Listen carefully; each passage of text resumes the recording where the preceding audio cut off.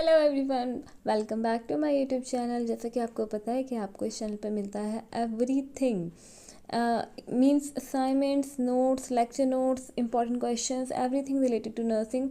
So this time it is about newborn assessment. So ये एक assignment होता है आपके पीडियाट्रिक्स में, आपके चाइल्ड हेल्थ नर्सिंग में।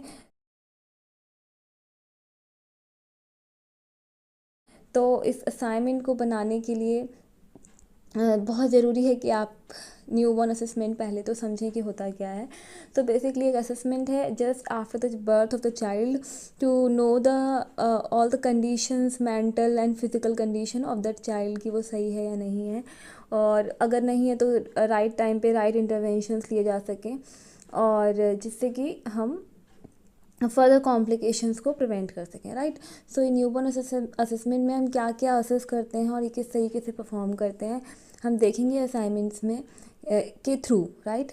सो सबसे पहले first of all this writing is not mine, ठीक है। तो ये राइटिंग थोड़ी सी गंदी है sorry, apology for that, but ये मेरी तो है नहीं, तो मैंने सिर्फ अरेंज किया है ये असाइनमेंट जिससे कि मैं आप लोगों को समझा सकूं, और थोड़ा सा भी जिनको बिल्कुल भी आइडिया नहीं है या किसी भी तरीके से कोई हेल्प नहीं मिल पा रही है कहीं से, तो वो थोड़ा सा समझ सकें इस चीज़ को कि असाइनमेंट कैसे बनाते हैं, right.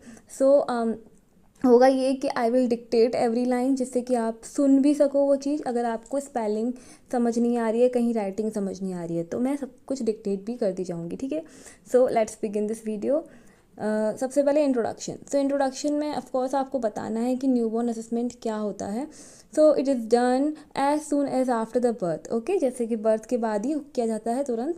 The mother should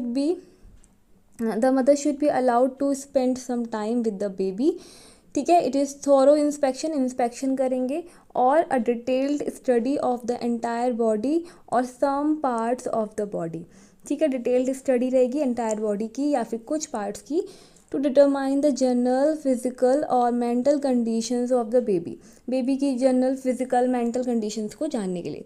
the purpose is to understand the physical and mental wellbeing, okay. So physical and mental wellbeing को चेक करने का मेन पर्पज़ है। And to detect disease in early stages, कोई भी disease है तो उसको early stage में ही पकड़ा जा सके। And to teach child and parent, दोनों को समझा सकें क्या क्या ज़रूरी है। And to determine the nature of treatment और care needed for the child, ठीक है। तो किस तरह का ट्रीटमेंट चाहिए होगा, किस तरह की केयर चाहिए होगी इस बच्चे को, वो भी बता सकें।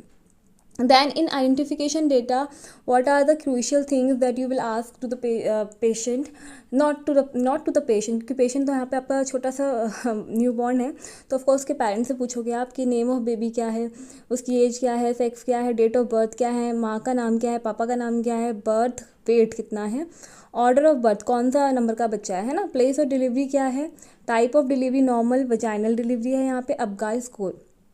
तो अबगार स्कोर तो बताने के लिए आपको खुद से अबगार स्कोर असेस करना पड़ेगा।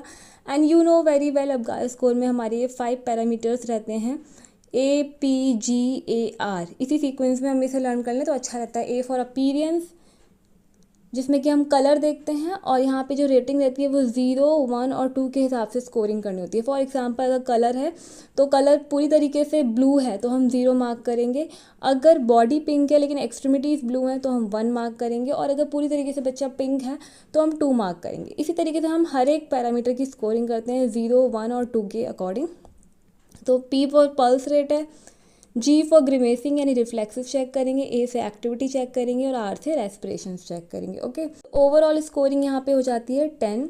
And as you know very well कि यहाँ पे जो रिजल्ट्स रहते हैं वो इस तरीके से रहते हैं कि अगर 7 से 10 तक है तो सब कुछ नॉर्मल है, भला है, चंगा है। अगर 4 to 7 के बीच में है तो मॉडरेटली डिस्ट्रेस्ड है, और अगर 4 से भी नीचे जा रहे हो तो सीवियरली डिस्ट्रेस का मामला है, ठीक है। उसके बाद हम एंथ्रोपोमेट्रिक मेजरमेंट्स चेक करते हैं बच्चे के, जिसमें कि बच्चे का वेट चेक करेंगे, height, head circumference, chest circumference, mid arm circumference. And as you know very well, आपने पढ़ा भी होगा चाइल्ड हेल्थ नर्सिंग में कि इन सब की नॉर्मल रेंज क्या होती है, तो इसके थ्रू आप कंपेयर कर पाओगे कि इस बच्चे की फाइंडिंग्स नॉर्मल है या एबनॉर्मल है। उसके बाद आप रिफ्लेक्सेस चेक करोगे, और ये बहुत ही इंटरेस्टिंग पार्ट है क्योंकि आपके सामने मतलब अगर आपकी रियल में जेन्युइनली पीडिया पोस्टिंग लगी है तो आपके सामने बच्चा होगा छोटा सा, और आप चेक कर सकते हो, ना कि सिर्फ बुक में पढ़ने के बजाय आप खुद से चेक कर सकते हो, routing reflex, sucking reflex, gag reflex, ये सारे रिफ्लेक्सेस बहुत ही इंटरेस्टिंग होते हैं बच्चे में चेक करना। तो आप ज़रूर से, मेरी तो यही एडवाइस है कि आप रिफ्लेक्सेस ज़रूर से एक बार चेक करो। तो ये रिफ्लेक्सेस हमें चेक करने और बताना है कि प्रेजेंट है या एब्सेंट है। उसके बाद न्यूबॉर्न असेसमेंट में हमें क्या क्या असेस करना होता है। वाइटल साइंस में टेम्परेचर, पल्स, रेस्पिरेशन, बीपी, ठीक है। जनरल अपीयरेंस, उसमें कलर आ जाएगा, कलर कैसा है स्किन का, पिंक है। टेक्सचर कैसा है, स्मूथ है। पेरिफेरल साइनोसिस नहीं है तो एब्सेंट लिखा है। लैन्यूगो वो जो थिन हेयर नहीं होते हैं, ओवरऑल पूरी बॉडी पे ही पाए जाते हैं, and this is normal finding. So lanugo है तो ये प्रेजेंट है।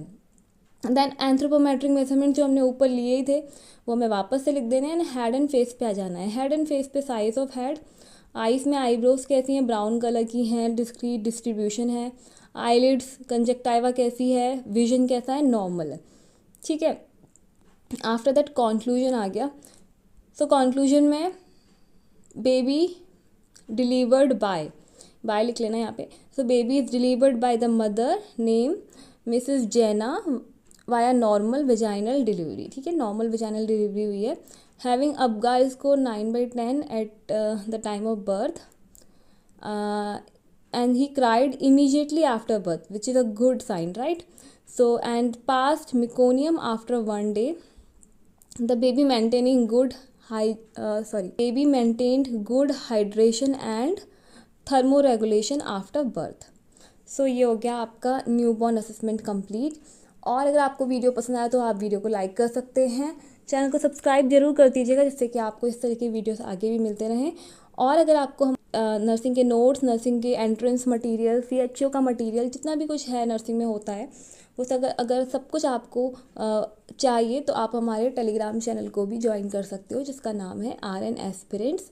नाम और स्पेलिंग सही लिखना बच्चों, वरना आप गलत चैनल पे पहुंच जाओगे और फिर मुझे बोलोगे कमेंट्स में। सो RN एस्पिरेंट सर्च करोगे आप तो टेलीग्राम पे आपको सेम आइकन वही दिखेगा जो यूट्यूब पे जो लोगो है हमारा, वही हमने टेलीग्राम पे रखा है, तो आप वहाँ से देख लेना। उस चैनल पे आपको 4th ईयर, फिर 3rd ईयर, फिर 2nd, फिर 1st, इस तरीके से सीक्वेंस में सब कुछ मिलेगा, मतलब previous year paper, notes, everything. तो आप वहाँ से भी हमें ज्वाइन करके आप ज्वाइन कर सकते हो। और इसी के साथ thank you and have a good day.